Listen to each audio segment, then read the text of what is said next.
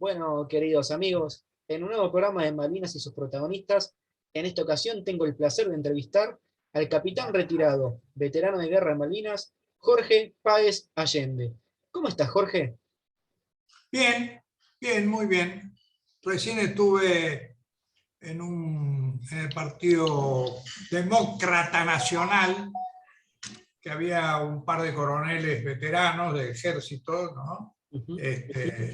Y bueno, también me pidieron que cuente algo y yo les dije que vieran el YouTube.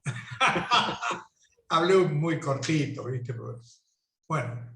La verdad Pero que la historia de ustedes es muy interesante y desde antes de empezar quería agradecerte un poquito por tu tiempo, que va a ser un placer poder entrevistarte. bueno, gracias. Gracias. Esperemos que sí. Y como siempre hago, para que la gente te conozca un poquito al principio, te pregunto, ¿en dónde naciste y cómo te nació esta vocación de entrar en la Fuerza Aérea? Bueno, yo nací en Resistencia, Chaco, Ujú. en 1941. Eh, Voy a cumplir 81 años en noviembre. Hijo de cordobés y correntina.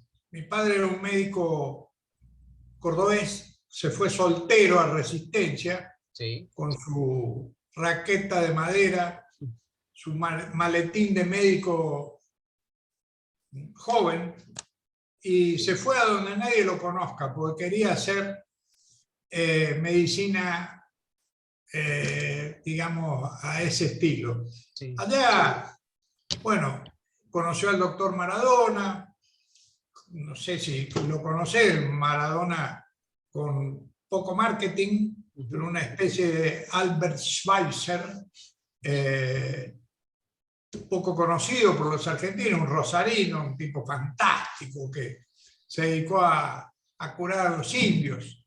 Sí. Mi padre se quedó en Resistencia, pero se veían.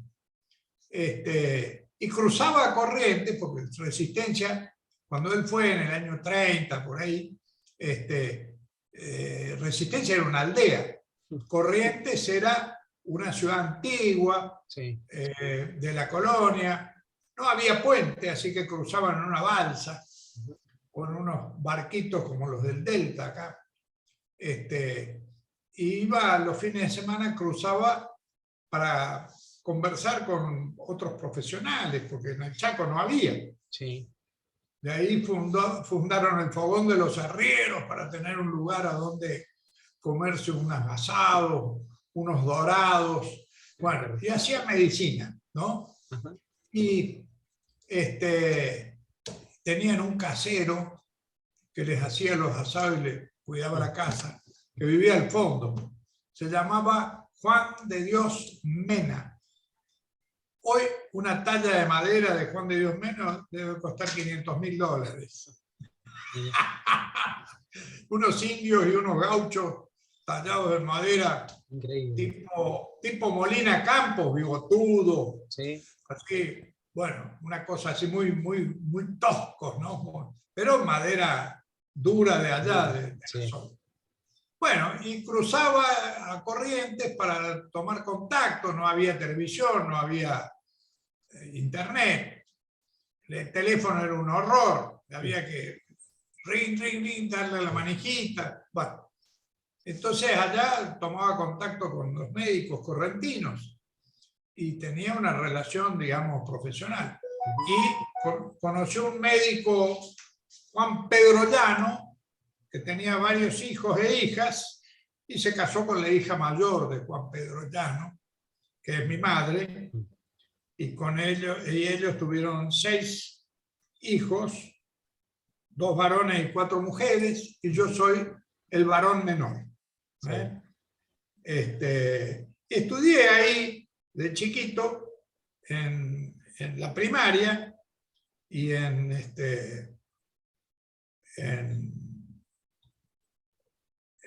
a María Auxiliadora. Me acuerdo que jugábamos con los curas salesianos, jugábamos a la pelota, los curas se remangaban las sotanas y corríamos atrás de la pelota. Tenía escuela, ¿viste? Los salesianos siempre tienen escuelas, Escuela, sí. Patagones, tipo fantástico. Bueno, y después decidió volverse a Córdoba. Se la trajo a la Correntina dejando las huellas ahí, porque no quería ir, pero bueno, no había universidades allá. Sí. Entonces dijo, para que estos chicos estudien y qué sé yo, bueno, era lo que se hacía en esa época. Y bueno, yo estudié en Córdoba, en el Colegio Montserrat, y después en la Escuela de Aviación Militar. ¿Por qué? Porque cuando era adolescente, mi padre era tutor de un chaqueño de apellido Varela, Gerardo Varela, hijo de un amigo de él, de Chaco, y era tutor. Y él iba me contaba cosas de la Fuerza Aérea y llevaba la revista Cielo, que era la revista que hacían los cadetes de la Escuela de Aviación Militar, y conversábamos de cosas. Y yo, la verdad es que mi padre, no sé si se dio cuenta, pero me incentivó porque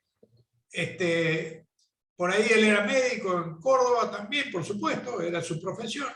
Y por ahí venía y me decía, terminaba con el consultorio y me decía, ¿hiciste los deberes? ¿Tenés todo hecho para el colegio mañana? Sí, tengo todo bien. Bueno, ¿querés que vamos al cine? Y comemos una pizza por ahí.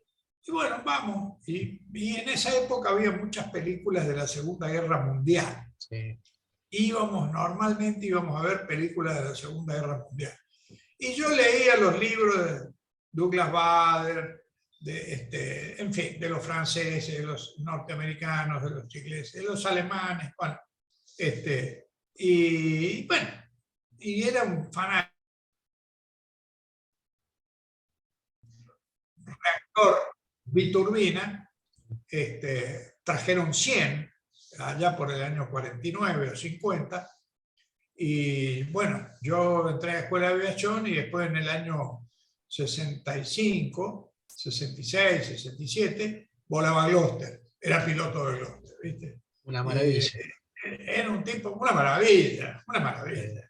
Yo veía el otro avión formado, yo formaba, era número 4 de la escuadrilla, y formaba y veía el otro avión, la cabeza del otro compañero mío, y decía, pensar que él me está viendo a mí como yo lo veo a él, no lo puedo creer, qué maravilla. Bueno, y ahí aprendimos a hacer tiro, combate, bombardeo, cohetes, en fin. ¿Qué promoción es la tuya?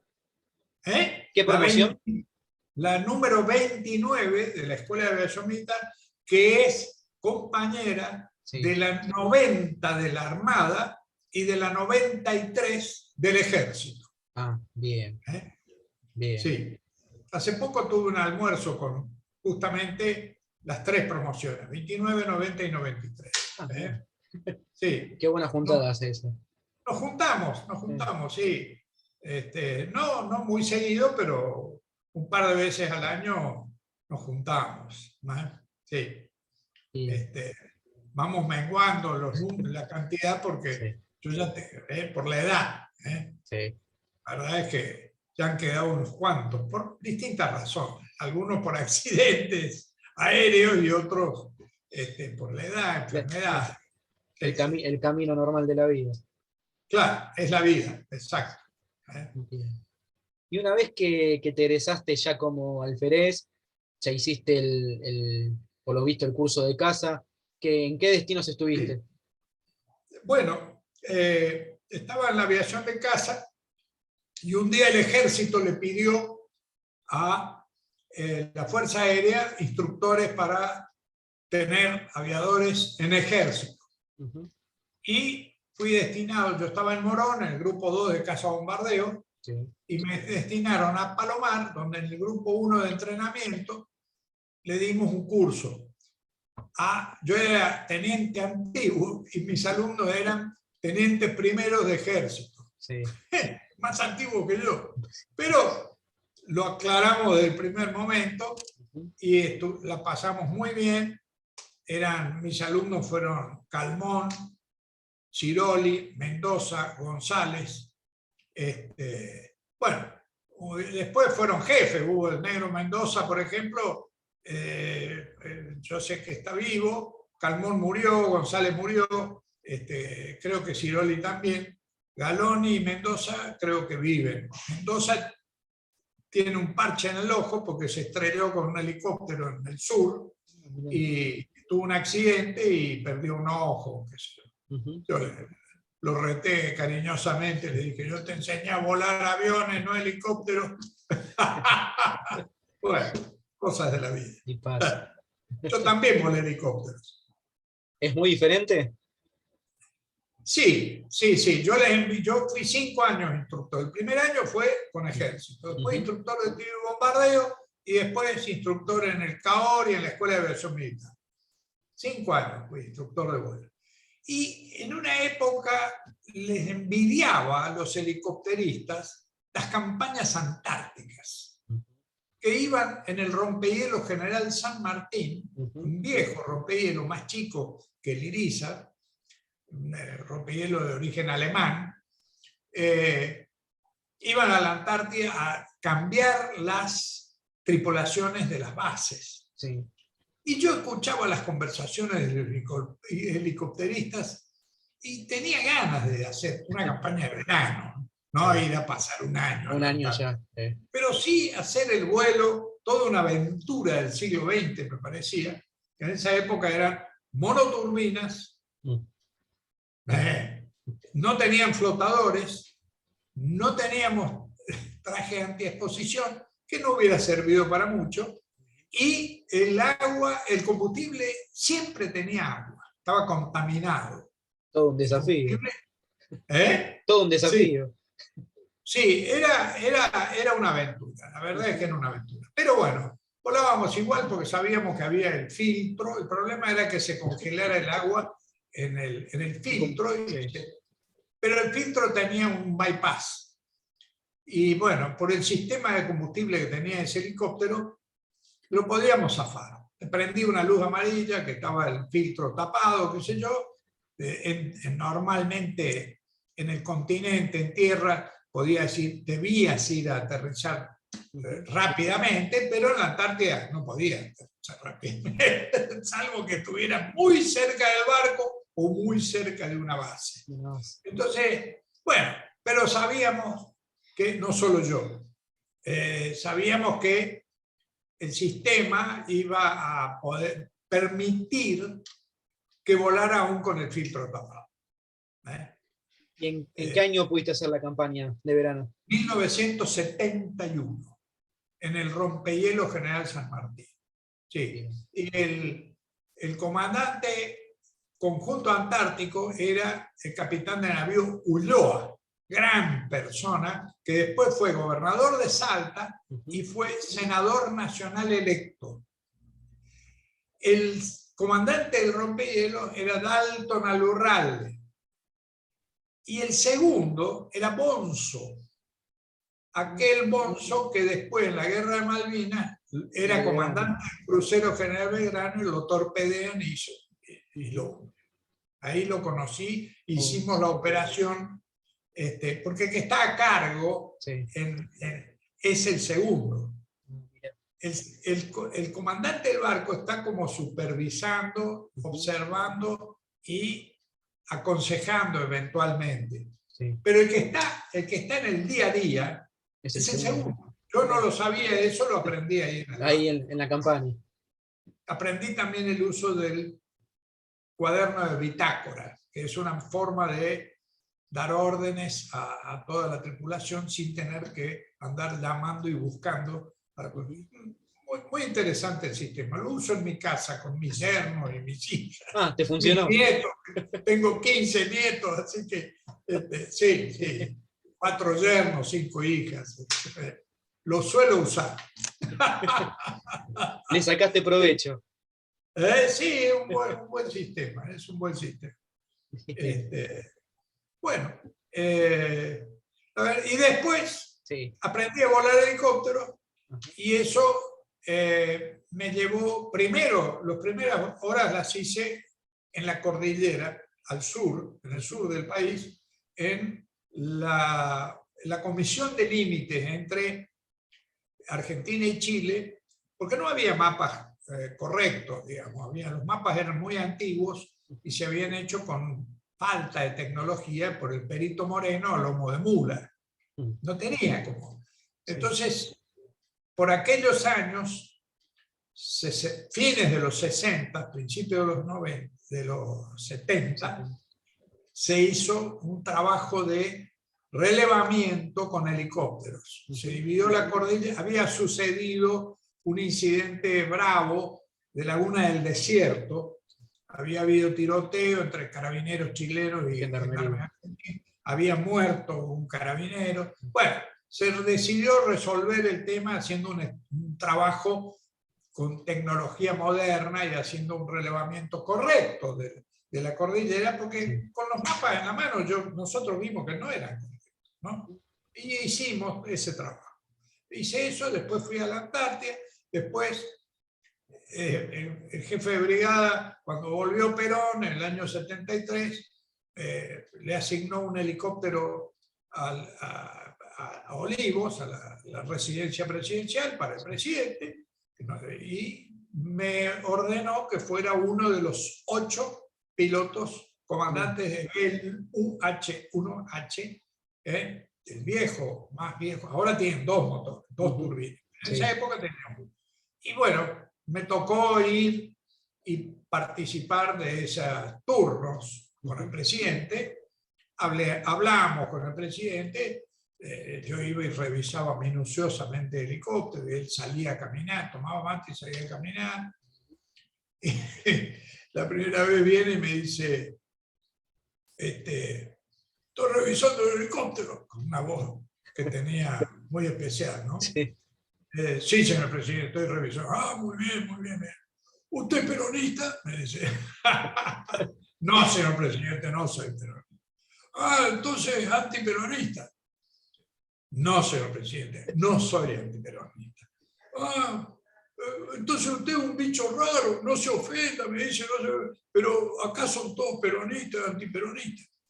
No, le digo yo, no, yo estoy en la línea media, digamos, sí, puedo ser un bicho raro si usted quiere, no.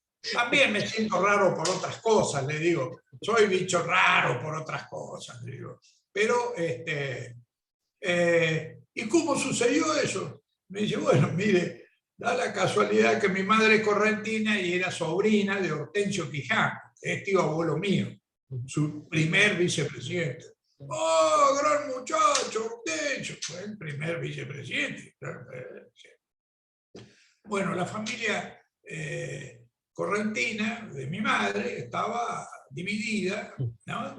Se conversaba, algunos decían que Hortensio había hecho bien, otros decían que había hecho mal. Bueno, pero se conversaba y se disentía, se discutía, pero con altura. Y se opinaba, y había 2 opiniones en la familia estaba dividida. Entonces, bueno, yo recibí 2 campanas. Después mi padre decide irse a Córdoba, va a Córdoba, y allá estaba José Antonio Allende, presidente del Senado. Había metido el partido, lo había metido la democracia cristiana, la había metido en el Frejuli. Daba unos discursos en el Senado que tomaban nota, ¿no? Le decían Pico de Oro, era un tipo muy instruido, muy culto. Y bueno, también la familia de mi padre en Córdoba estaba también dividida. Y yo escuchaba 2 campanas, ¿no?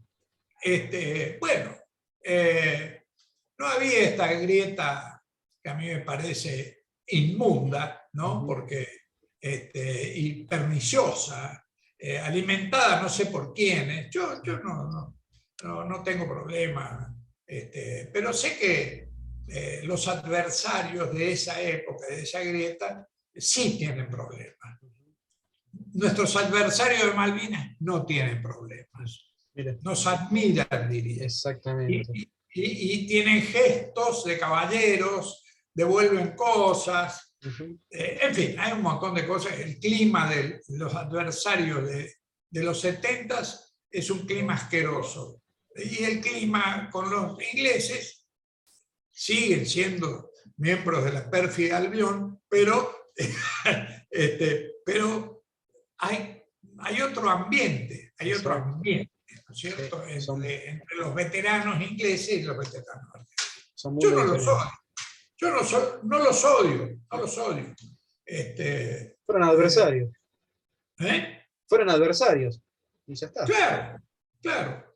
Cuando fui a hacer, después de la guerra, cuando fui a hacer simulador a los Estados Unidos, me preguntaron en Los Ángeles, en Migraciones, se dio una circunstancia rara. Conmigo, eran 3. Los 3 éramos militares. Sí. Eduardo Ford, aviador naval, yo y Antonio Marino, de la ex Fuerza Aérea, comandante de Austral. Íbamos a hacer simulador a la fábrica McDonnell Douglas, que volábamos en esa época, año 82, después de la guerra. Sí. Y pasó Eduardo Ford, normal.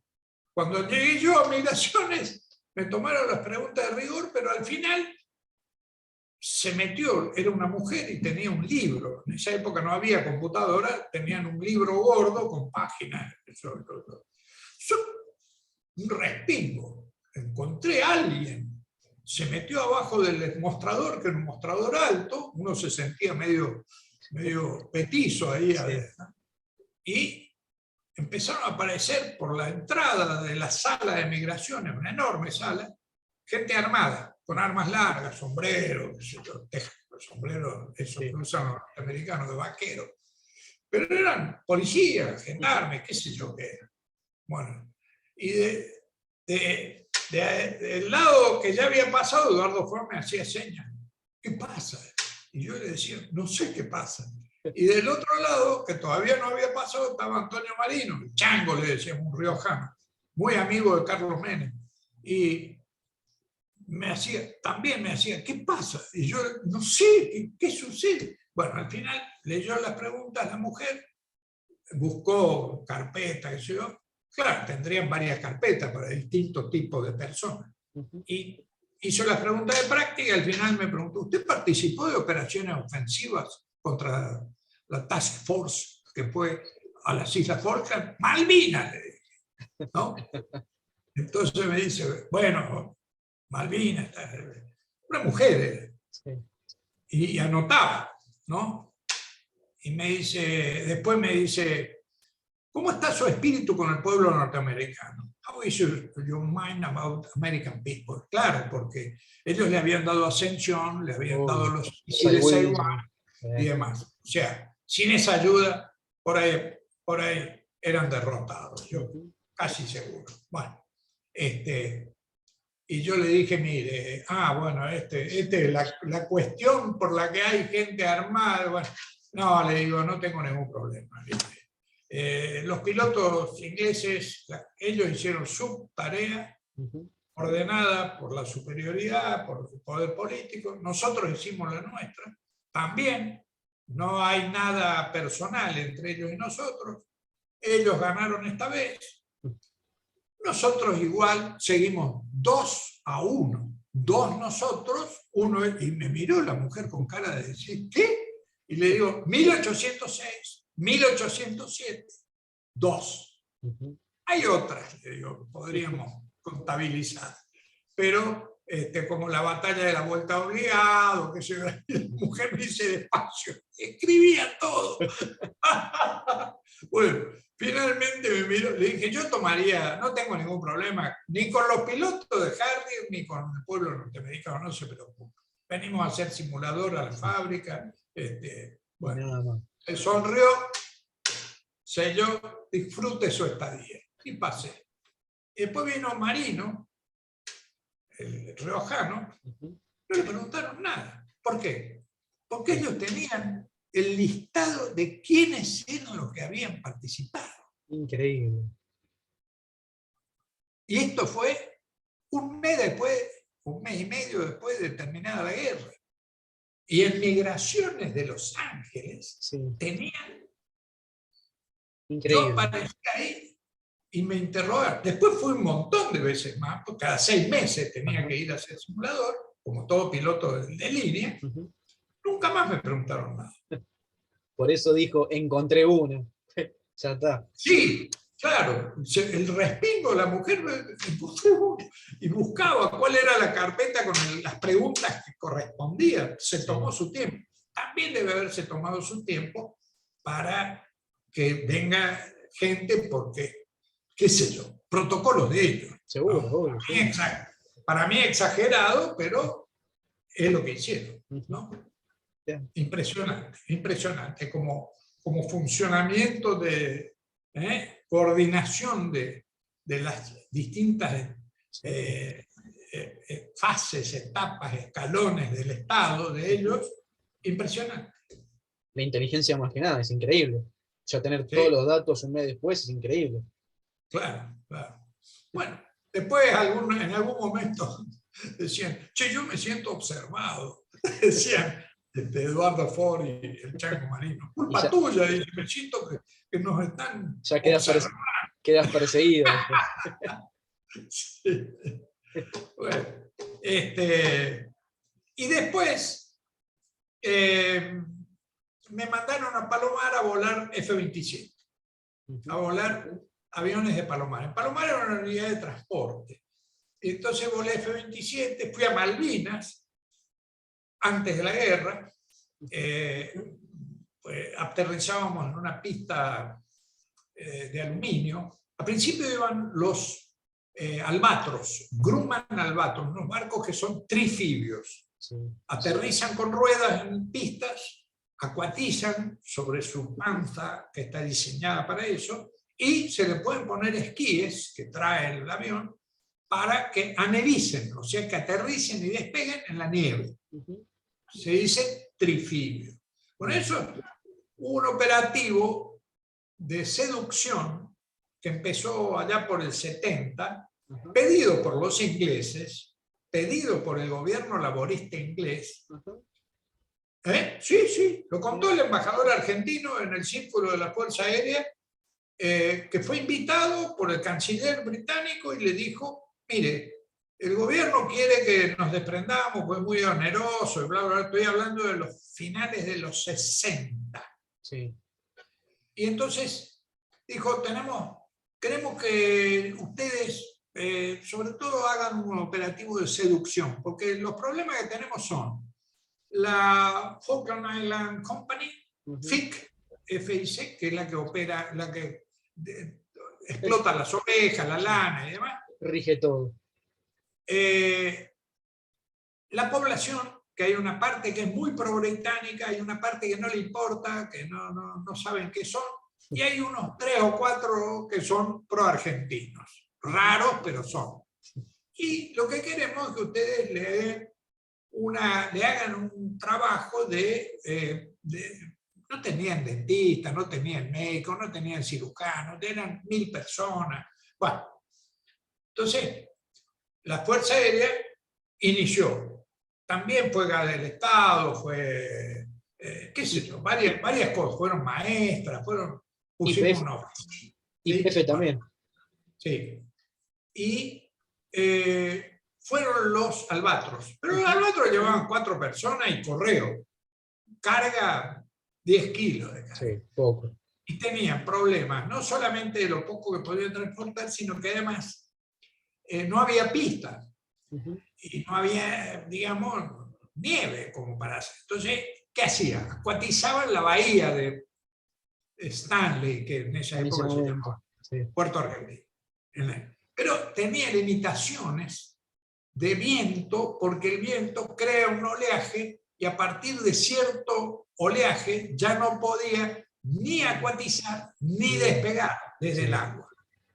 Entonces la Fuerza Aérea puso una pista de 700 metros de aluminio que había sido comprada para Marambio, en principio. Sí.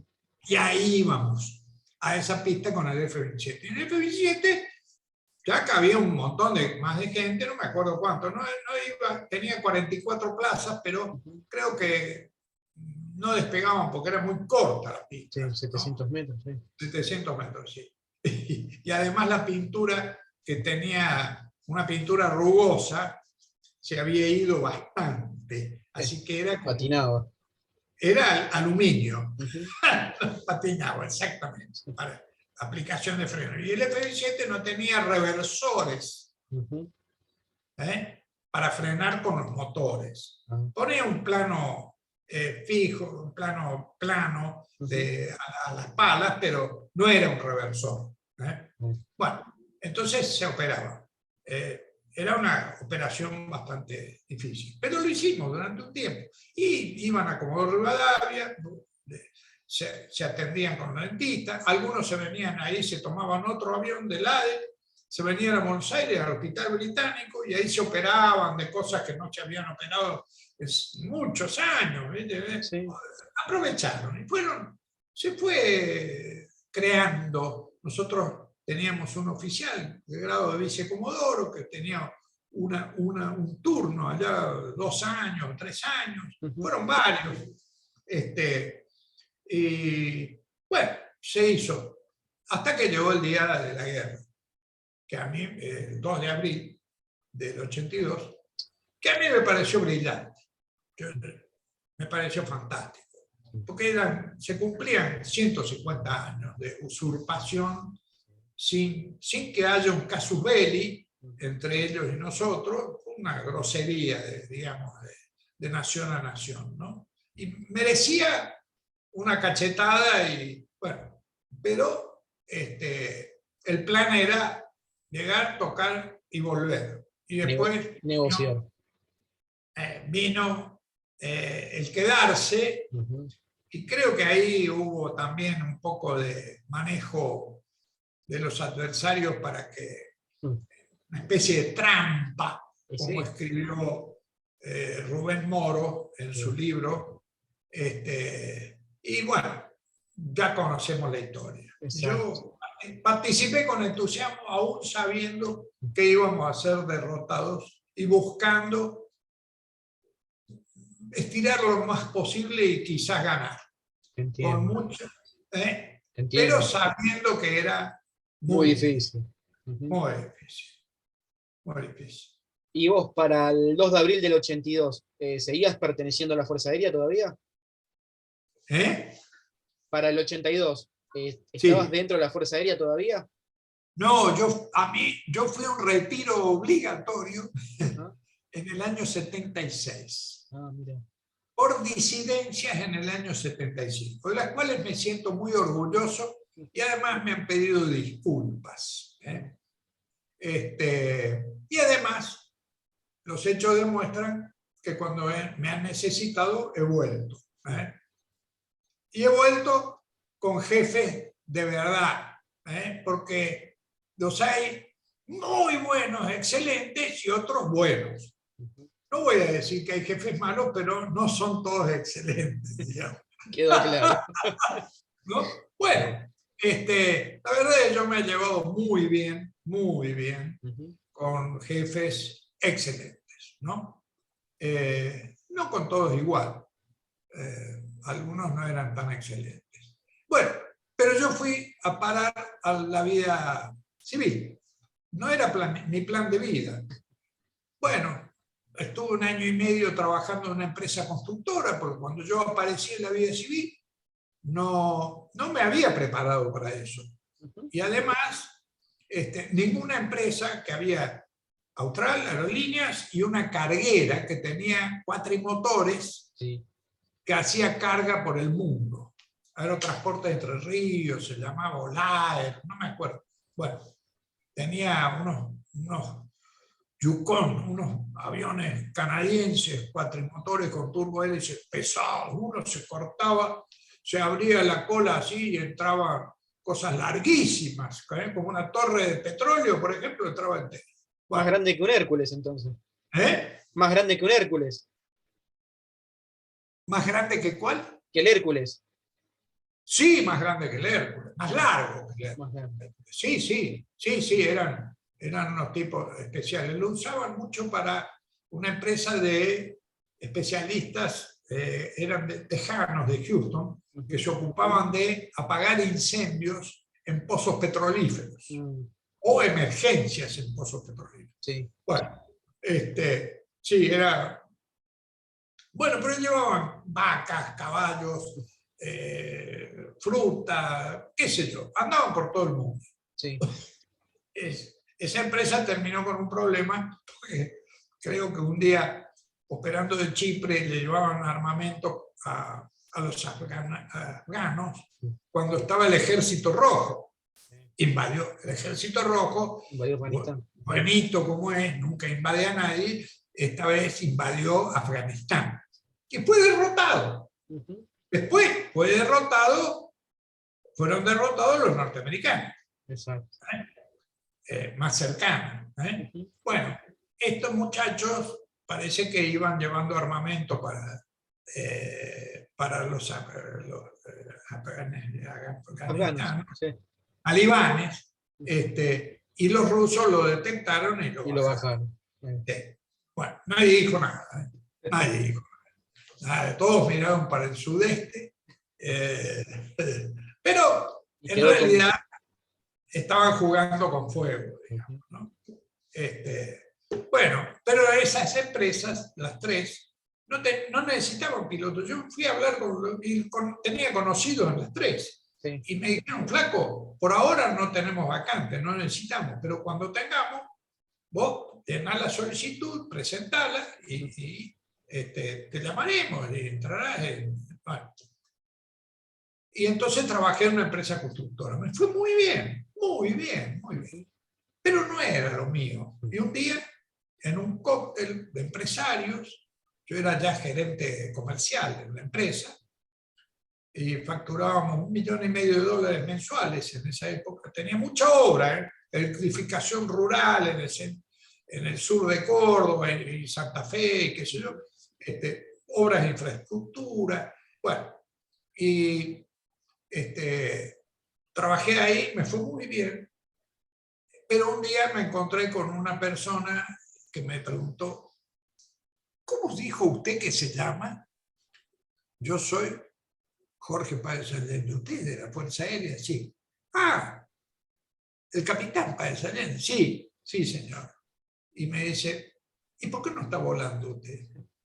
¿Por qué está en una empresa constructora? Bueno, le digo, yo me presenté. ¿Por qué? Y me dice, yo soy Santiago Posadas. Hizo así, sacó la tarjeta, soy vicepresidente de Austral. Usted tiene que volar con nosotros, me dijo. Esta es mi tarjeta, lo espero el lunes en mi oficina. Increíble. Con sí. Increíble. Me llevó a volar a Austral. Me llevó a volar a Austral. Y bueno, volé en Austral, me fue muy bien, me gustó mucho el espíritu de la gente de Austral. Era una empresa privada que competía contra la empresa estatal en inferioridad de condiciones, porque una empresa estatal siempre es de caballo de comisario, ¿no? Tiene el tesoro para pagar las deudas, no hay problema. En fin, cambiaba combustible por pasaje, con IPF, qué sé yo, montones de cosas. Y me gustó mucho el corazón que ponía la gente, toda la gente, en todos los niveles. Y bueno, nos estatizaron. En Videla y Martínez Llor nos estatizaron. Fuimos a parar como accionista el Banco Nacional de Desarrollo, BANADE. Quizá vos no lo conociste. Pero de nombre sí, el BANADE. Desapareció después. Pero en ese momento era un banco importante. Sí. Estatal. Bueno, y pertenecimos al BANADE durante varios años, fue como 8 años, algo así. Y cuando el gobierno de Alfonsín estaba en problemas, yo fui a verlo a Carlos Becerra, también alumno de Montserrat, cordobés, abogado. No lo conocía bien, pero sabía quién era, y él me sabía quién era yo. Porque un día me dice, muy cordobés, me dice, ¿usted comandante se acuerda de mí? No, le digo, ¿de dónde me tengo que acordar, doctor? Y me dice, yo era alumno del Montserrat, usted estaba en cuarto, quinto año y yo estaba en primero, dice. Y yo me acuerdo que usted cuando había lío siempre estaba en el medio, dice. Era calladito. No, Pero cuando se armaba, Siempre era estaba. la época de enseñanza libre, enseñanza laica, ley 1420, ¿no? Bueno, había luchas estudiantiles Estudiantil, sí. a todo nivel, y que se en Córdoba, bravas, Ujú. ¿no? Bueno, entonces me dice, ¿por qué quiere usted que los privaticemos? Dice, ¿la gente de la empresa quiere que los privaticen? Sí, sí, sí. ¿Y por qué? Mire, pregúntele al directorio, pregúntele al Banco Nacional de Desarrollo. ¿Le pide plata el directorio de Austral al Banco Nacional de Desarrollo? No, no me diga. No, pregúntele al banco que es de ustedes y al directorio. Nosotros no necesitamos. Nosotros no necesitamos. Y preferimos ser privados en esa época. Y fuimos privatizados. Miren. ¿Sí? Y nos compró un grupo que se armó, que estaba Pescarmona, de IMPSA, Industrias Metalúrgicas Pescarmona Sociedad Anónima, y otros. Era un grupo, Cielos del Sur se llamaba. Y bueno, anduvimos siempre en esa competencia con el caballo comisario, y un día, hubo cambio de gobierno, Menem, Condromi y Rodolfo Díaz, ministro de Trabajo, hicieron la ley 23696 de reforma del Estado, ¿no? Vendieron un montón de empresas estatales, y entre ellas, nosotros éramos privados ya. Sí. Cuando Menem lanza la ley de reforma del Estado, 23696. Y era un largo listado de empresas estatales, Telefónica, Aerolíneas, YPF, del Estado, etcétera, etcétera. Algunas bien privatizadas, como Telefónica, que había, para pedirte un teléfono tenías que pagar un plan como si te compraras un auto. ¿Viste el plan óvalo? Sí, así. ¿Sabías eso vos? No. Vos querías, vos Todo eras lo- un cliente, ¿no? Un cliente cautivo de una empresa estatal que tenía el monopolio. Ujú, sí. Y vos decías, quiero un teléfono en mi casa. Momento. Plan Megatel. Vaya pagando, no me acuerdo cuánta, pero es como comprarte un auto con cuotas, que esa, el plan óvalo, o el plan, no sé, rombo, qué sé yo. Todos los meses había que pagar. Un disparate, un disparate. El mundo ya tenía. Yo fui una vez a hacer simulador y hablé desde el avión con un teléfono público, montiendo una tarjeta. Hablé con un tipo que iba en el auto. Y acá no podías conseguir un teléfono. Fijo para tu casa. Las propiedades tenían otro precio, con teléfono o sin teléfono. Increíble. Sí, era así. Entonces, ese era un disparate, claramente era un disparate. Y había otras privatizaciones que se podían haber hecho mejor. Ujú. Yo traté de que no vendan aerolíneas a los españoles por una serie de razones, hice varias gestiones en varios niveles, incluso hablé con el presidente Menem, tengo fotos de él hablando, me preguntaban ¿por qué quiere hablar con él? Y bueno, no lo rete, no lo voy a retar, le voy a decir que no le puede vender a los españoles, porque, bueno, después fui director de la compañía. Mire. Fui presidente del gremio 9 años, pues fundé un gremio que era Iguala, ahora desapareció, la Unión de Veedores de Líneas Aéreas, que éramos solamente los pilotos de Austral. Sí, sí. Fui 9 años presidente del gremio, no cobré un peso, volé igual que todos los pilotos, promedio, podía volar la mitad, pero me gustaba volar, me gusta volar, todavía podría ir a volar a alguna parte, pero ya tengo 80 años, ¿no?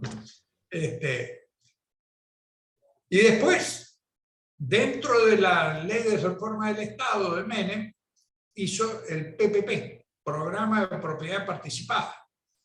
No sé si sabes qué es eso. No, no lo escuché.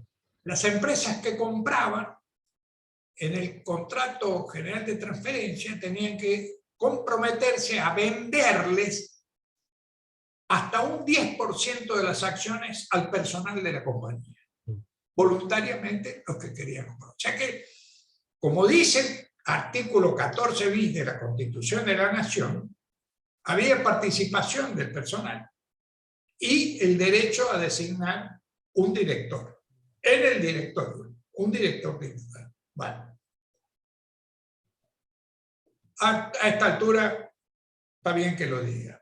Yo conseguí que Austral, que era privada, no estaba, distribuyera un programa de propiedad participada.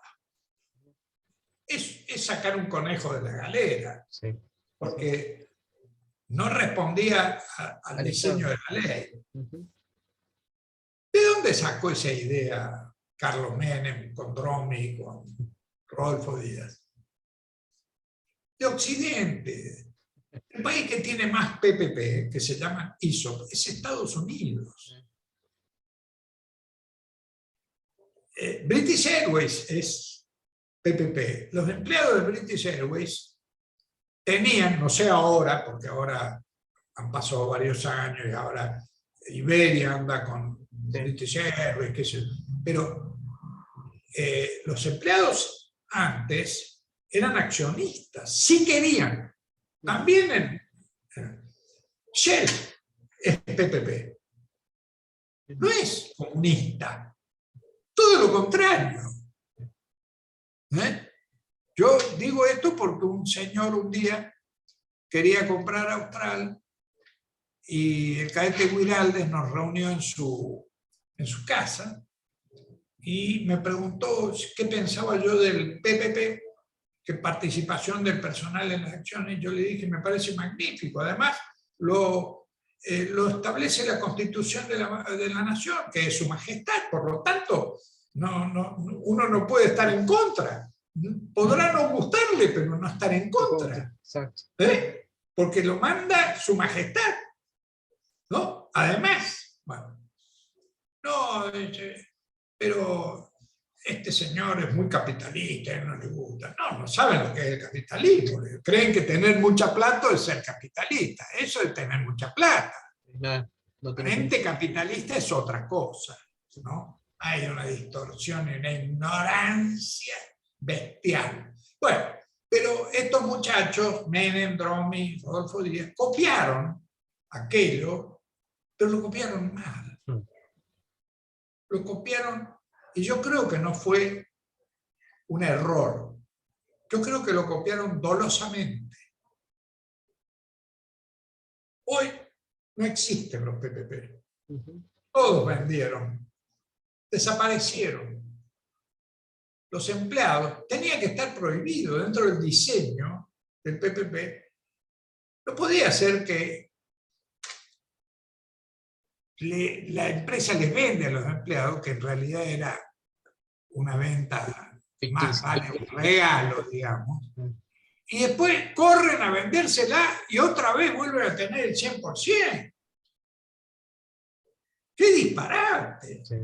El proyecto, la idea, es que eso se mantenga en el tiempo, que trascienda. El tipo que se jubila le vende a un fondo del PPP y el fondo le compra al que se va, se jubila, deja de ser empleado, entonces, y otro que entra, si quiere, compra. Es decir, hay una renovación.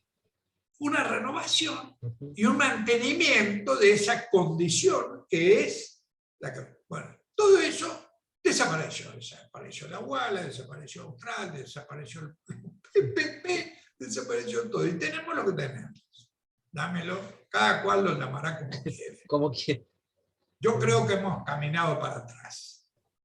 Pero bueno, en algunos sentidos hemos caminado para adelante, como la cantidad de pobres o la cantidad de indigentes, o la cantidad...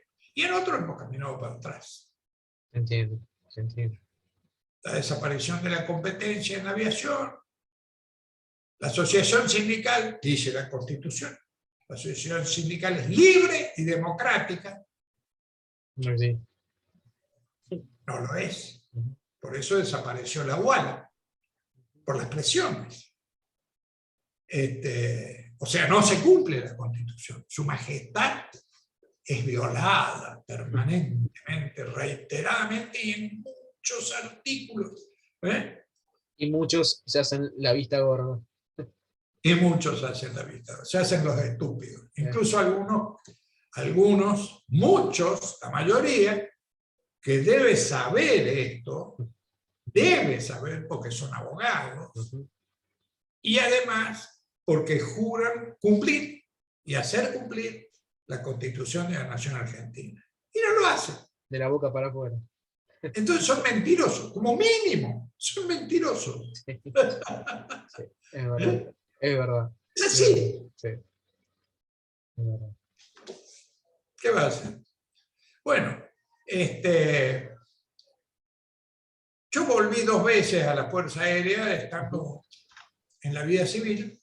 En el 78, ya hicimos un brigadier Oliva, un soldado de primera, que no lo conocía yo. Me llamó a mi casa, me dijo que quería hacer algo, que era artillar aviones para la guerra con Chile, que casi se produjo. Y bueno, me dijo, ¿usted me puede ayudar? A mí me dijeron que usted me iba a ayudar, que usted es la persona indicada para ayudar. Por eso lo llamé. ¿Qué piensa hacer? Y déjeme que piense. Pensemos. Y bueno, hicimos. Se llamó Escuadrón Fénix.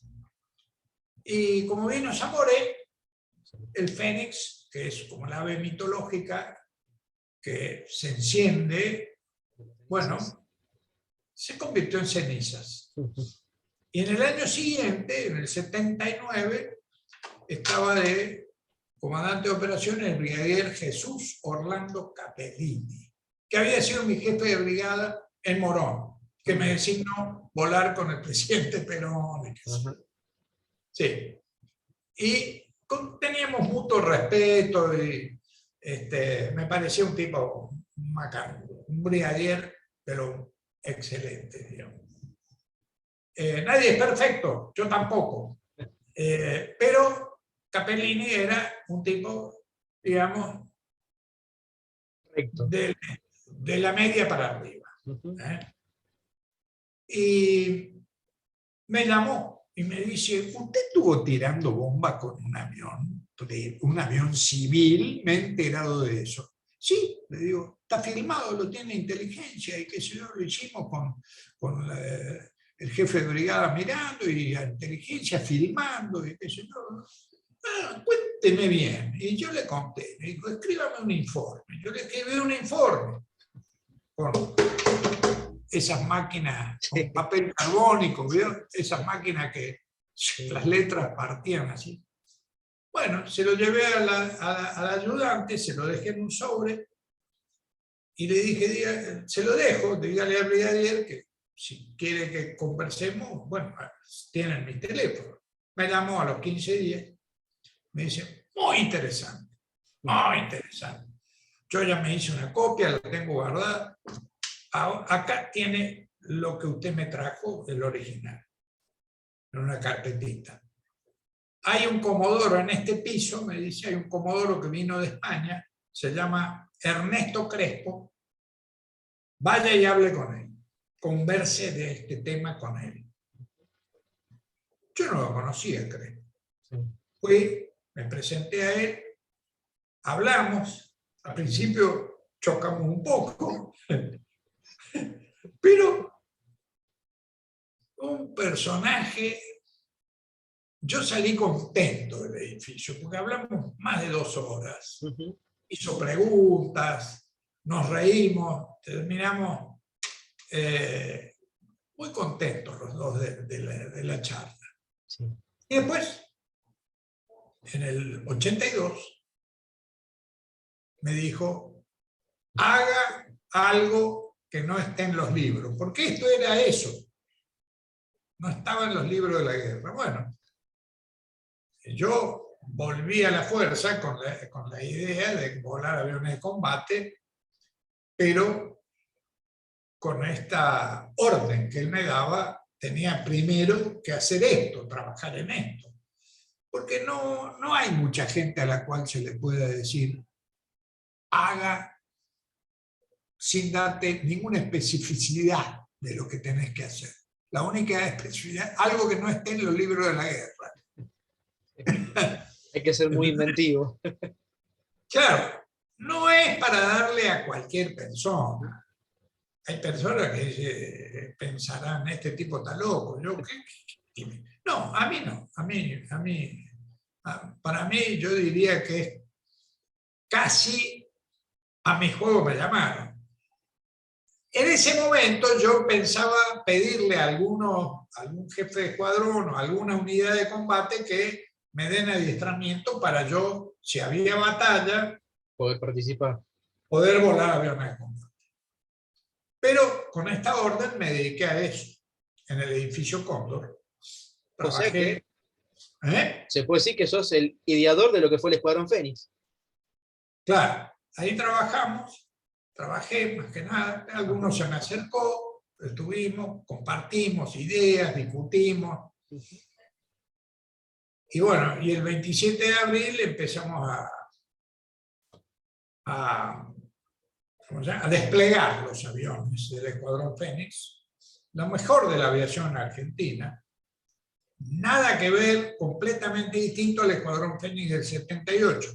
Otros aviones, otras misiones, otros pilotos, otro marco, otro enemigo, otro adversario, otro teatro de operaciones. Bueno,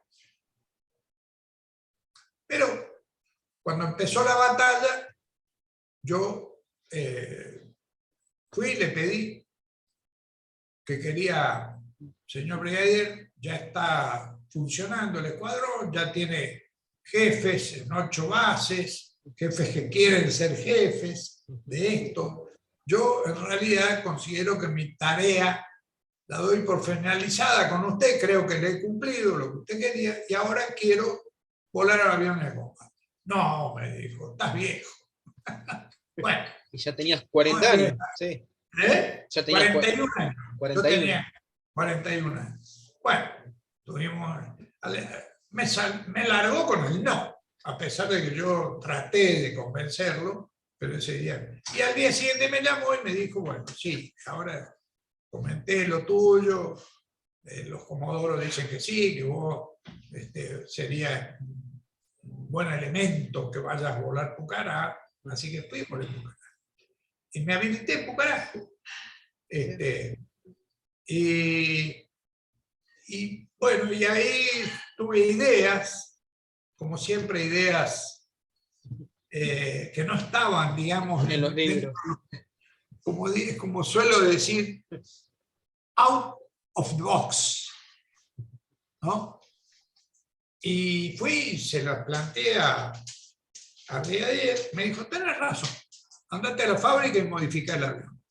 Las ideas eran cambiar la forma de operación del avión, sacar los aviones de las islas, porque estaban muy expuestos, no tenían defensa, y entonces operar desde continentes, para lo cual había que modificar algunas cosas, había que convertirlo en monoplaza, vaciar el asiento trasero, sacar el asiento, el tablero, la palanca, los pedales, todos los chirimbolos, todos los elementos que están, y poner un tanque lo más grande posible y que pueda ir y volver, combatir y volver. Bueno, hicimos eso. El director de la fábrica, sorprendido, pero dio luz verde y dijo, adelante, tengo la orden de arriba, orden superior, haga. Usted sabe lo que quiere hacer y tengo el aval para que lo haga. Así que yo no le voy a dar instrucción a usted, no tengo ni idea de lo que quiere hacer. Bueno, encontré muy buena disposición de los oficiales, salvo uno, tenía que haber un buen corneta, pero hubo uno que dijo que yo no podía tocar un tornillo del avión, que si no él no intervenía. Bueno, no le di bola y hice lo que tenía que hacer y seguí. Después se arrepintió y me llamó y me pidió disculpas, me invitó a tomar un whisky a la casa, qué sé yo. Era compañero mío, sí. Conocido. Sí, tenía un grado superior, era vicecomodoro y yo capitán. Bueno, en un momento me quiso aplicar la tira y me dice, te recuerdo que yo soy vicecomodoro y vos sos capitán. Bien, no puedo contar lo que le dije, pero... Nos imaginamos. Enojadísimo, ¿no? Le dije, mira, yo tengo el aval del director de la fábrica y de los jefes del director de la fábrica, así que no te voy a dar pelota, discúlpame, pero no sé para qué estoy hablando con vos. Estoy perdiendo el tiempo. Bueno, un poco enojado. Sí, pero no llegamos a tiempo. No llegamos. Tuve que discutir con mucha gente que consideraban que era una locura. Yo pensaba que la locura era otra cosa, que había que pelear con lo que teníamos y que íbamos a hacer las cosas bien, íbamos a tener éxito. Por supuesto que íbamos a pagar algún precio, ¿no? Porque atacar un barco que se defiende, algún precio vas a pagar. No vas a creer que vos vas a ir con 4 aviones y vas a volver con 4 aviones. No. Por ahí lo hundís, pero volverás con menos. Sí. Son las reglas del juego. La regla, la vida es así, ¿no? Bueno, lástima que no pudimos. A mí me hubiera gustado que el Pucará se luciera en esa operación, que sé que es opinable y discutible, pero yo también tengo mis secretos, mis ideas, mis fundamentos, mis inventos sobre el asunto, ¿no? Íbamos a tener algunas cosas raras que los demás no tenían. Una lástima. Cosas para bien, digamos, para defensa. Y daño para el blanco, para el buque. Sí, sí, entiendo. Bien. Sí. Y hablando un poco de lo que fue la orgánica del Escuadrón Fénix para el 82, el Escuadrón Fénix para el 82, sí. En sí, ¿cómo estaba formado en personal y en aviones? ¿Qué tipo de aviones tenían?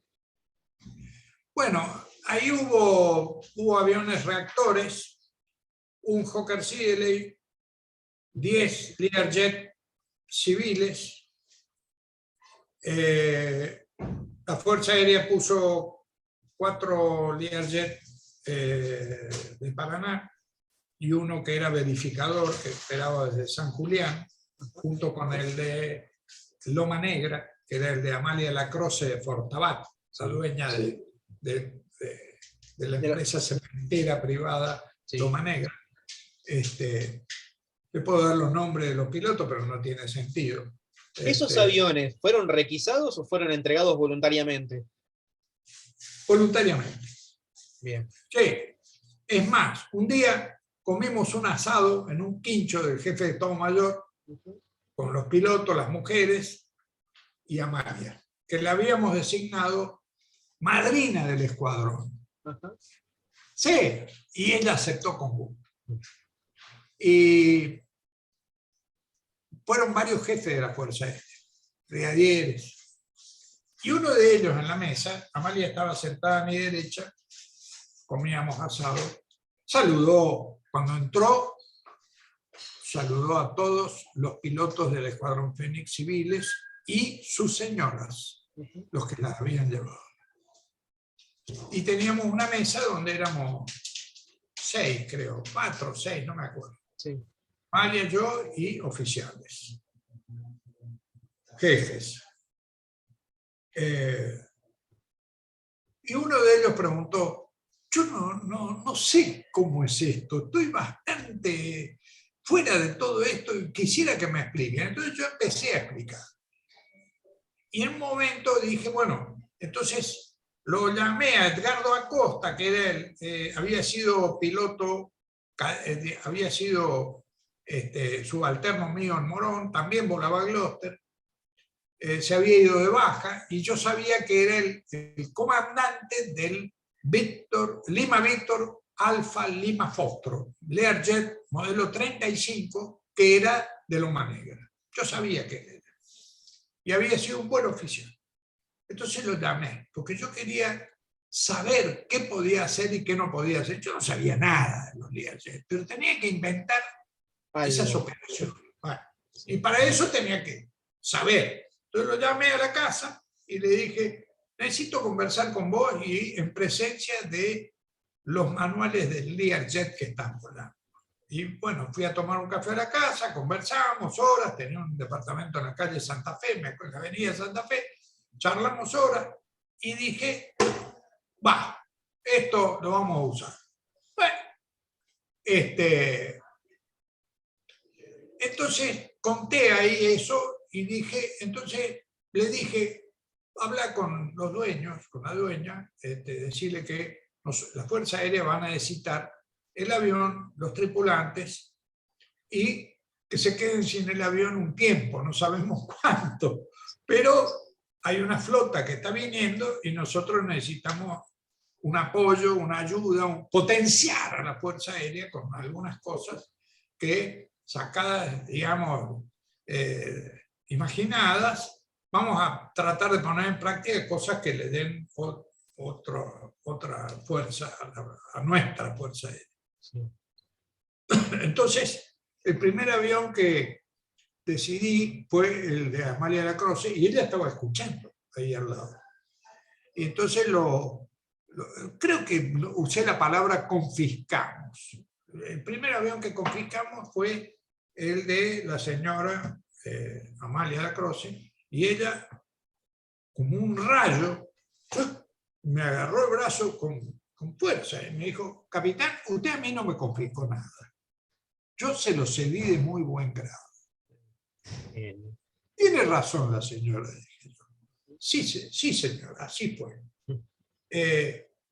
Empleé mal la palabra. No fueron confiscaciones. Fueron muy bien recibidos por las empresas. Quizás interiormente, ay caramba, que millones de dólares costaban, ¿no? Sí. Y además se quedaban sin los aviones. Bueno, un lucro cesante en comodidad, digamos, sí. ¿No? Entonces,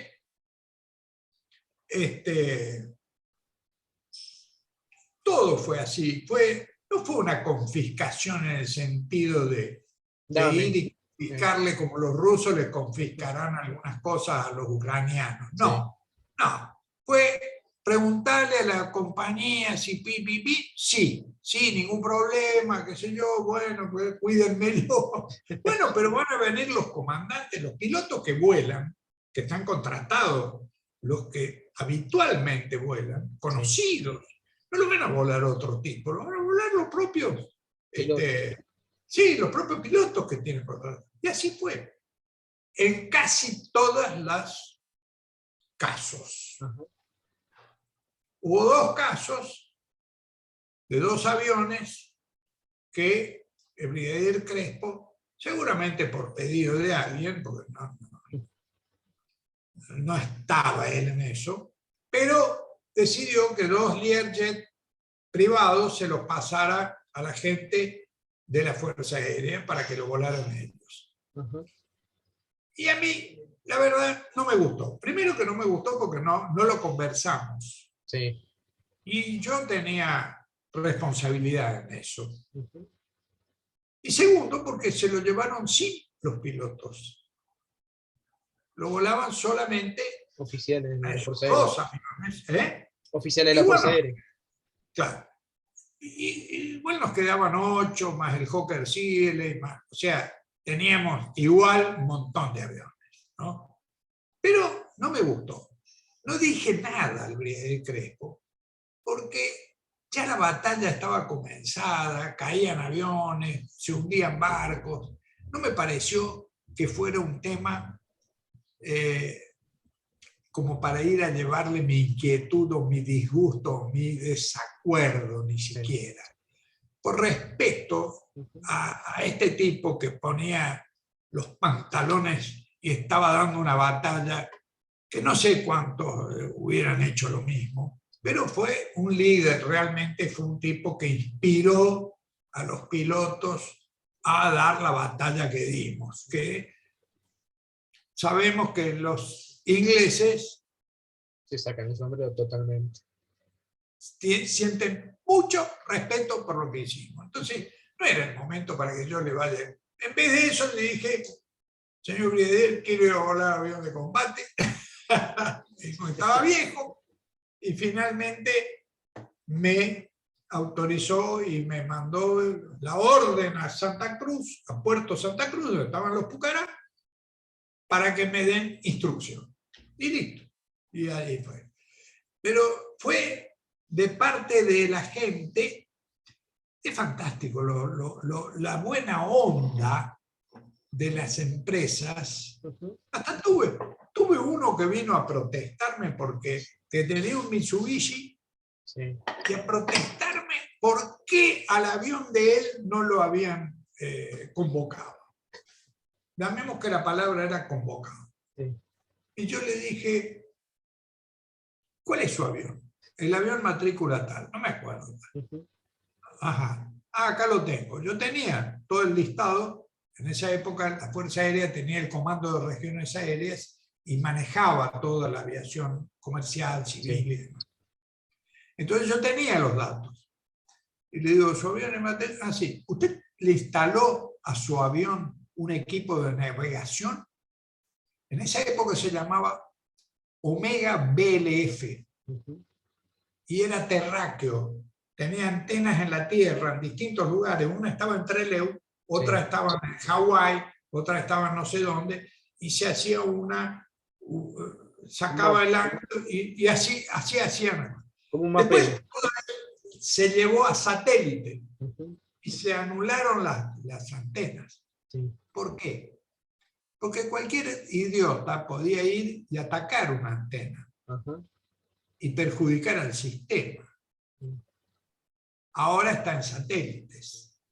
Es mucho más preciso y además Más difícil de voltear. es muy difícil de ir a sabotearlos, ¿no? Entonces, bueno, pero en esa época era terráqueo. Y este tipo no lo tenía. Entonces yo le dije, mire, señor, porque vino ofendido, al principio vino medio a recriminarme. Bueno, le dije, mire, no se enoje. Usted no tiene el equipo. A mí no me sirve que usted navegue sobre el agua sin un aparato que me diga dónde está. Primero, que es peligroso para usted. Y segundo, que es inútil para mí. Porque si yo le digo, vaya a buscar un piloto que se eyectó o un barco que ha sido averiado, atacado, y usted va y lo encuentra, ¿cómo me dice a mí dónde está el barco? Sí. Si usted no tiene un sistema que me dé coordenadas, distancia y demás, no me sirve. Está entre Argentina y Sudáfrica. No, querido, no. Mire, si usted quiere participar, está ofendido porque no. Bueno, yo le digo cómo se hace. Usted se va, le coloca el aparatito, lo hace certificar y viene acá y se presenta y dice, tengo el avión con el BLF certificado.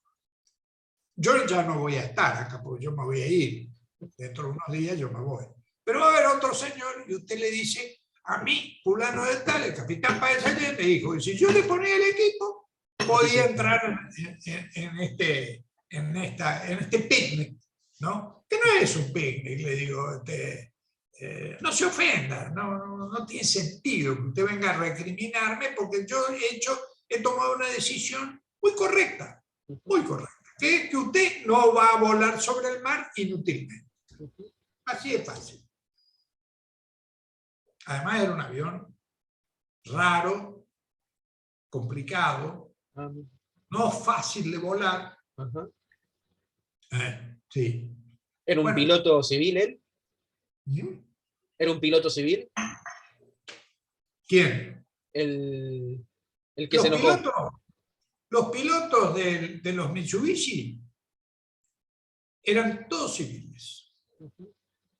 Uno lo volaba Gonzalo Gil con Martín Echeverri. Gonzalo Gil era un viejo comandante de Austral que tenía más de 65 años.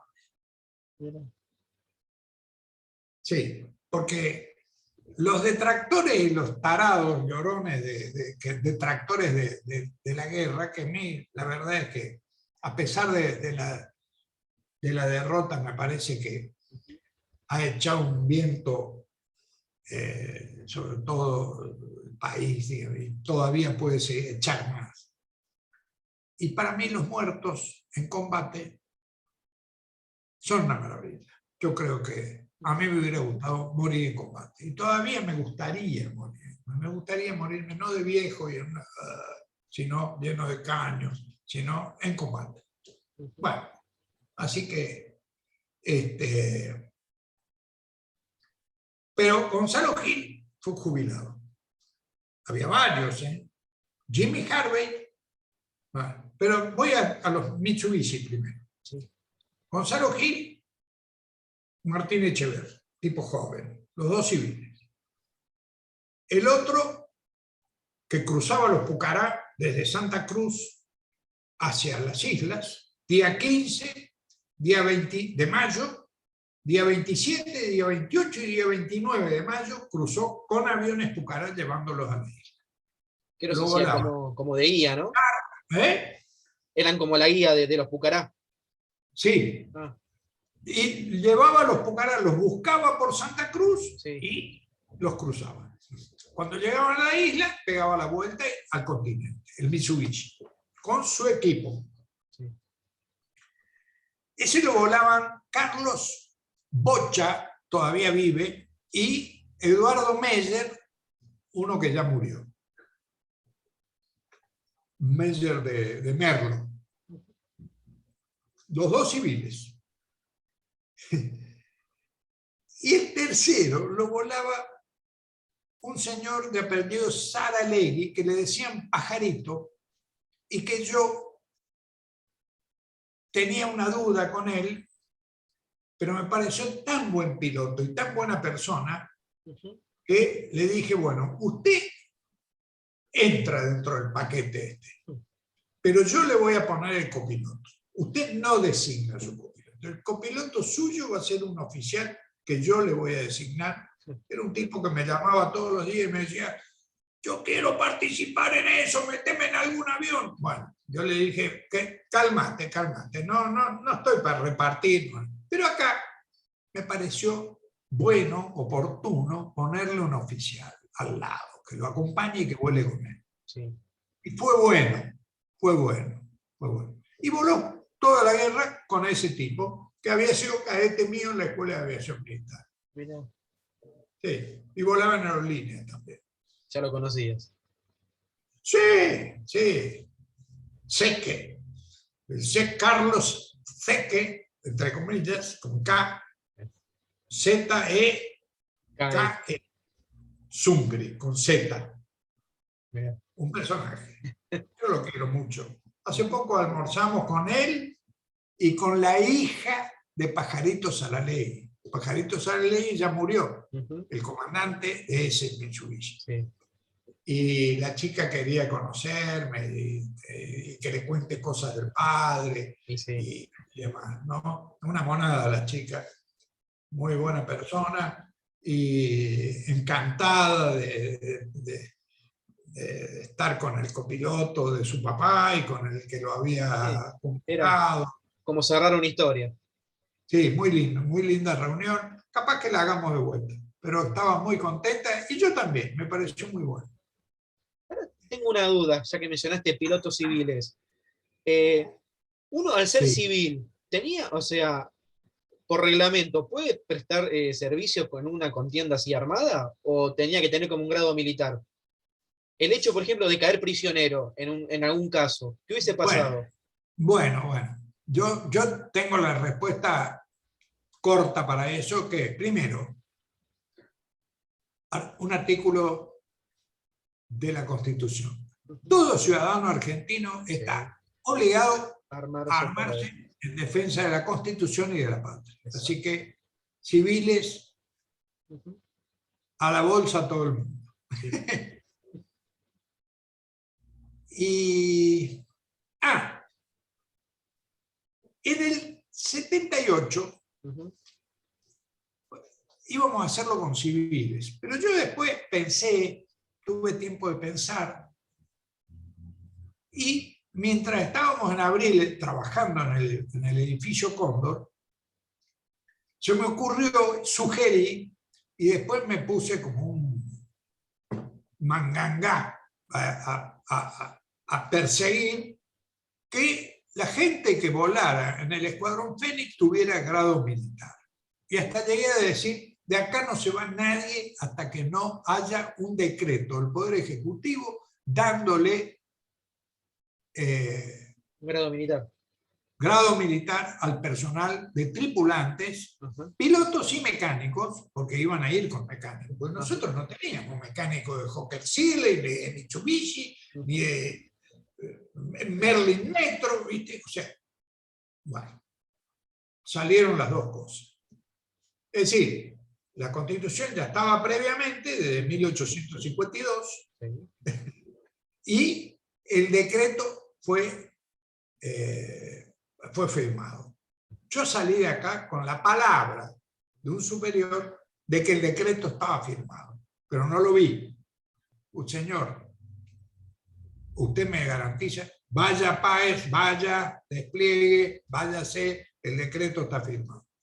Lo vi después de la guerra, mucho tiempo después, en la Dirección de Estudios Históricos, donde estaba una gran persona de director, que era el comodoro Oscar Luis Aranda Durañona, ya murió también, hace poco. Académico de la historia, gran persona, veterano se comió la guerra en Puerto Argentino. En el SIC. Sí, señor, en el CIC, Centro de Información y Control.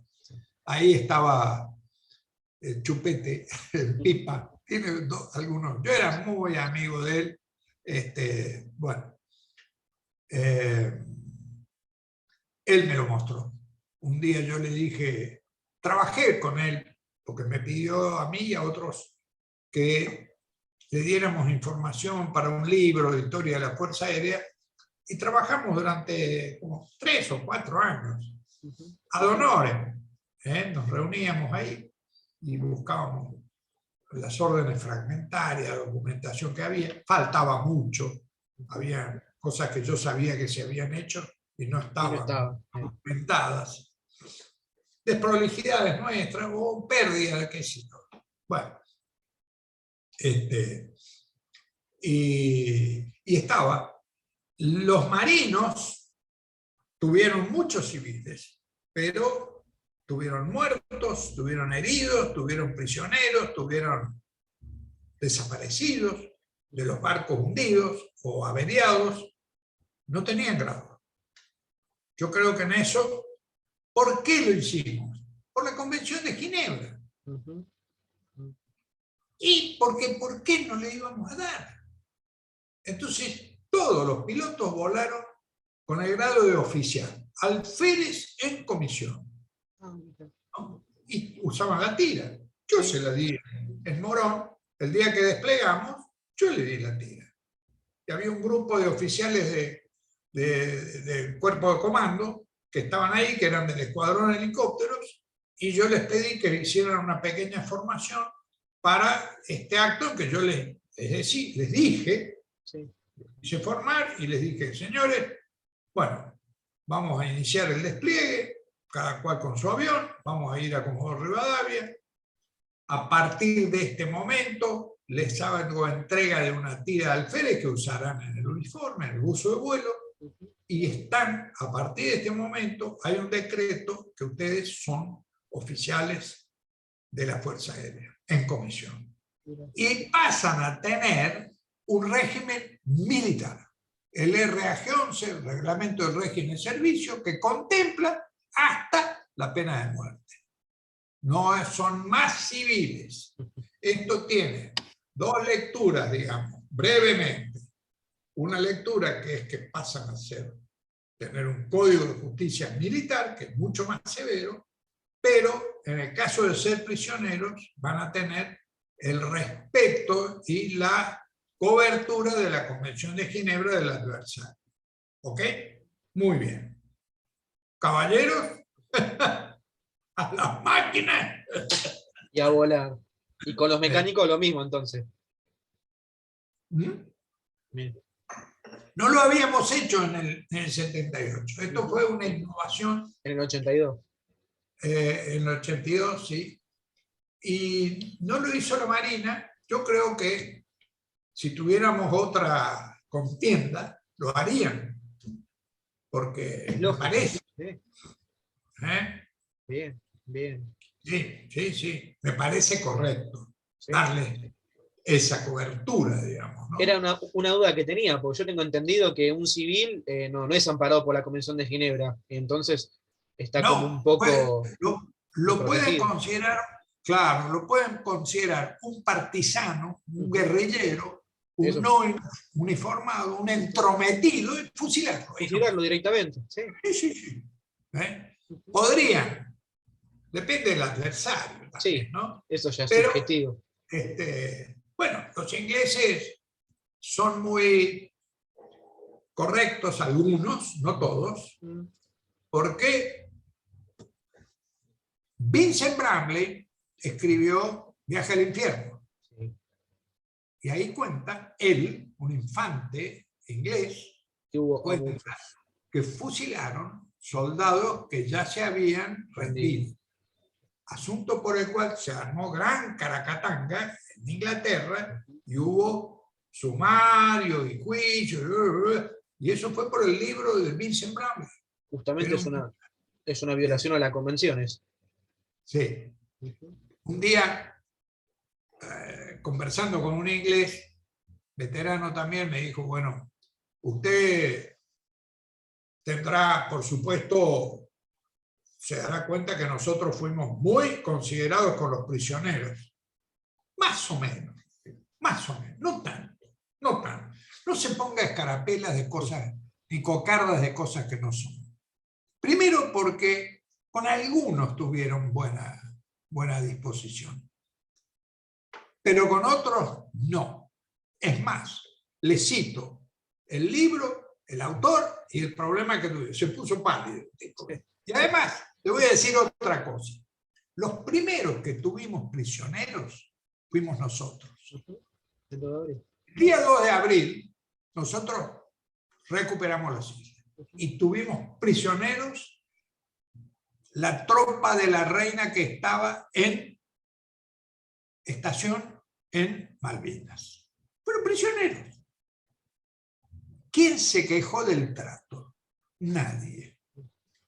Fueron devueltos a su país en aviones, cruzaron el Atlántico como caballeros. Lo único que sufrieron fue la humillación de tener que rendirse. Exacto. Y que después allá los compañeros le hagan pullas y bromas y los carguen. Por haberse rendido.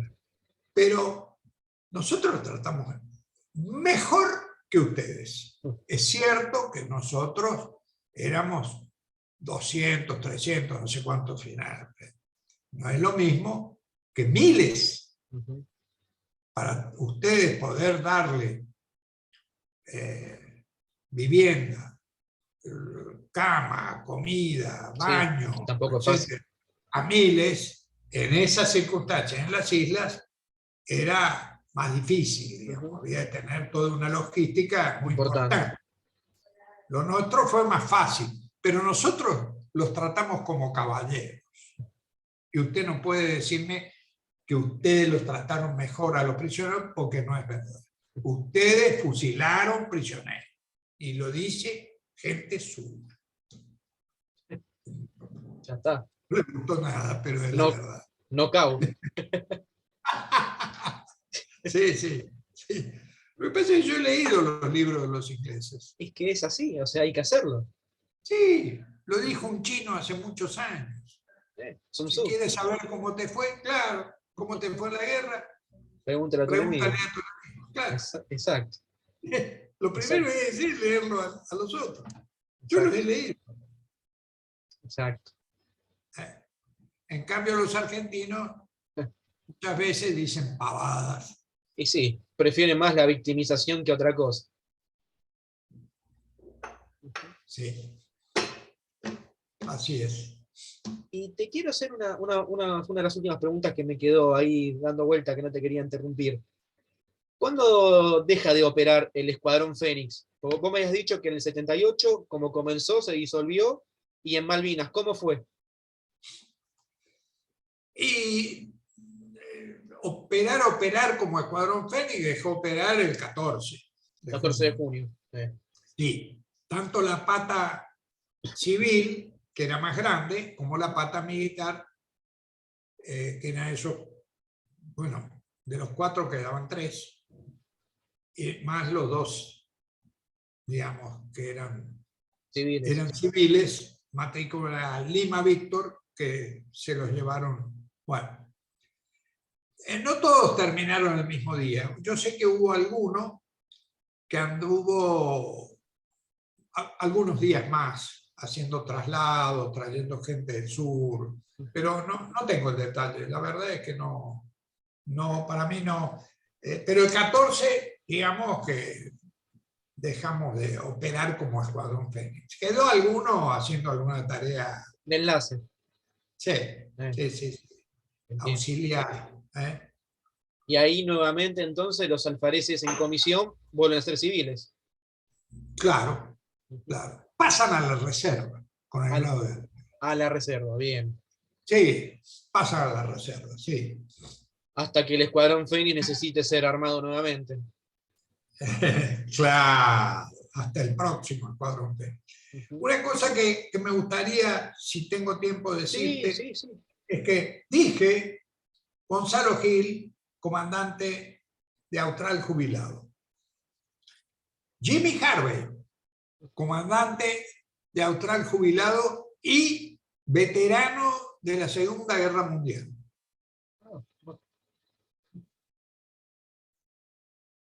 Alan Tito Whittington, jubilado de Austral y veterano de la Segunda Guerra Mundial. Ubicás eso, ¿no? Sí. Los 600, más de 600 que pelearon en la RAF. Sí. Eran más. Holguín, comandante, jubilado de Austral, no era veterano de la Segunda Guerra, pero era uno de los tipos que voló con Tito Whittington. Y hay uno más, me parece, me estoy olvidando. Pero éramos varios ex-Austral jubilados, tipos de más de, no sé cuánto tenía Tito y cuánto tenía Jimmy, sí. y tiro un tiro al aire cuando digo que Gonzalo tenía Gil, que tenía 65, no sé si tenía 65 o 68 o 63, no sé. Pero por ahí andaba. Hacía tiempo que estaba jubilado de Austral. Los detractores hablan de los chicos porque se llevaron los chicos de 18 años. Chicos de 18 años en todo el mundo son soldados. Exacto. Y los ingleses, en ese sentido, yo los admiro. Tienen chicos de 17 años, incluso algunos que han mentido su edad para poder estar. Y allá los llaman The Lords of the War. Los señores de la guerra. Una pequeña gran diferencia. Una pequeña gran diferencia. Alguien nos quiere achicar, convertirnos en nada. Menospreciar. Sí, yo creo que, bueno, nos falta mucho. En el siglo XIX las cosas eran distintas. Peleamos contra los españoles, los ingleses, los franceses, los paraguayos, los uruguayos, los bolivianos, los peruanos, los brasileros, entre nosotros mismos. entre nosotros mismos, hicimos una constitución que muchos países de Europa no tenían, ¿eh? Y alcanzamos un nivel de alfabetización y nivel de vida en el plano económico extraordinario. Hay algunos detractores que quieren minimizar esos logros de verdad. Y bueno, espero que aprendamos y que mejoremos. Sí. No podemos seguir chocando contra la misma pared siempre y siempre. Ya. De acuerdo, exacto, sí señor. Es hora de cambiar. Es hora de cambiar, de mejorar. De mejorar. De cambiar para mejorar. Y yo creo que uno de los caminos necesarios, importante, es que no empiecen con su librito, todos, todos, de la izquierda, de la derecha, del centro, de todos lados. Vienen con su librito. Hay un manual de funcionamiento del país que se llama Constitución de la Nación Argentina, que está aprobada porque nos hizo alcanzar un alto nivel.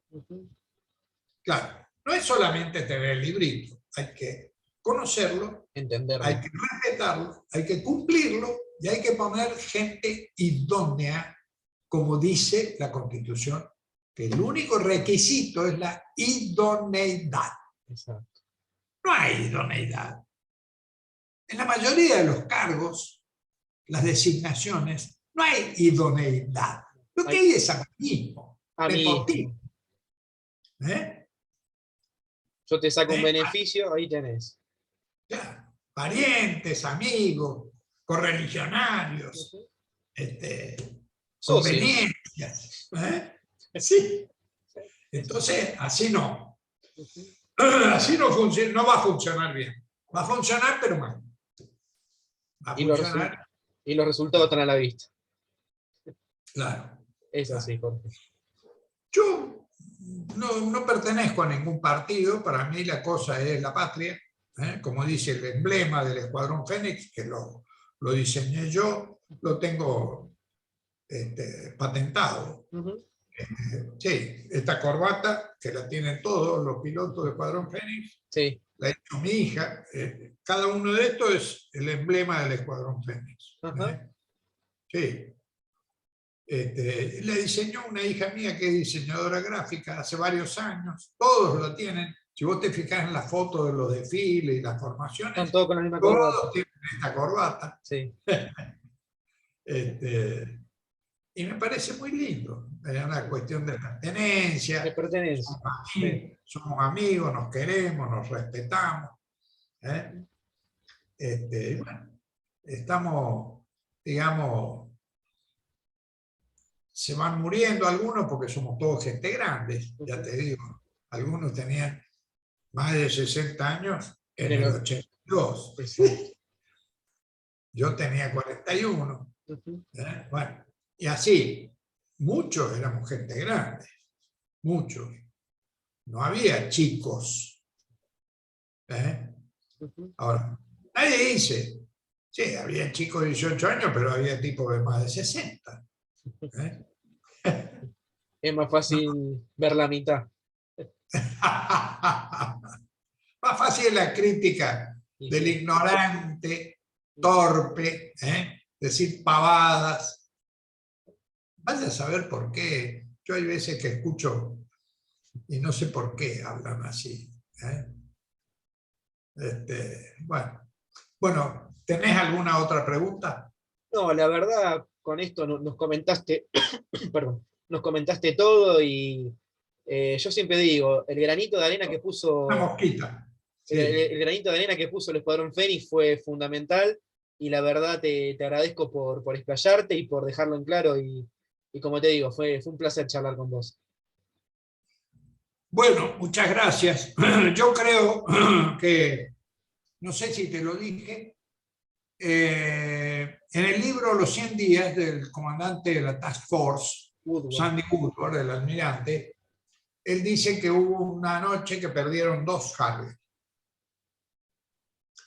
Esos 2 Harrier deben haberse chocado entre ellos en vuelo. Despegaron y nunca más se supo de ellos. Porque no aterrizaron en ningún lado, no se escuchó ningún Mayday, ni pedido de auxilio, ni aviso de nada. O sea que la única explicación razonable es que han chocado entre ellos y no tuvieron tiempo de nada y están en el fondo del mar. Sí. Yo miré a ver quién estaba en vuelo en ese momento. Y había Learjet. No había aviones de combate, había Learjet. Puede ser que se me haya escapado, pero en la investigación, pero lo que yo tengo es eso. Y el mérito sería de los Learjet que estaban volando la gente de Panamá. O sea que pueden anotarse unas muescas en las cachas del revólver, como hacía en los viejos tiempos. No sé si es de tu edad, pero... No, pero conozco, sí. Sí, hacían una muesca en las cachas. Porque tengo entendido que los Learjet tenían una performance muy parecida a un avión de caza. Entonces hacía que salgan los Harrier. Claro, solamente los Learjet y el Hawker Siddeley. ¿Por qué? Porque volaban cerca de 900 kilómetros por hora. Y a esa velocidad se desplazaban los A4, B y C de la Fuerza Aérea y Q de la Armada.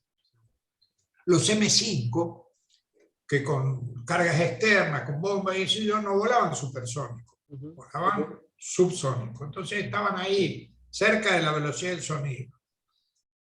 Los Learjet lo único que tenían que hacer para parecer, además, era no encender el radar. Si encendían el radar... Se daban cuenta que no eran pilotos de caza. Exactamente. Porque en esos barcos, algunas de esas antenas que tienen un montón arriba, hay unas que son orejas. Escuchan. Si un avión se acerca y prende su radar meteorológico, el radar meteorológico barre, lame la superficie, mar, barco, mar. La oreja recibe esa señal, la manda a la computadora del 6C que tienen ahí en el barco, donde está la defensa, digamos, la alerta, ¿verdad? Y ahí le dice, radar tal. ¿Por qué es importante? Porque cuando es un radar de búsqueda de un ETENDAR o de algún avión con arma antibuque, bien lo dice. Ellos ahí podían discernir a ver qué venía. Claro, cuando los ETENDAR levantaban para barrer, para ver el blanco, también eran vistos. Si estaban alerta, si estaba todo funcionando y demás. Bueno, tuvimos suerte que algunas bueno, la Sheffield y el Atlantic Conveyor fueron pérdidas importantes para ellos, duras para ellos, y buenas para nosotros, ¿no? Es así, Jorge. Sí. La verdad te agradezco mucho, fue un placer. Y gracias, como le digo a todo veterano que quiere participar, gracias, para mí siempre es un gusto. Bueno, muchas gracias. ¿Qué vas a hacer con esto? Esto después lo subo, como te comenté, al canal de YouTube, y después cuando esté yo te paso el enlace para que lo puedas ver tranquilo y difundirlo. Bueno, ok. Dale. Gracias. Por favor, estamos en contacto, dale. Muchas gracias y mucho gusto. Sí, igualmente. Estamos en contacto. Un fuerte abrazo, Jorge. No, de nada. Gracias. Un abrazo. Bueno.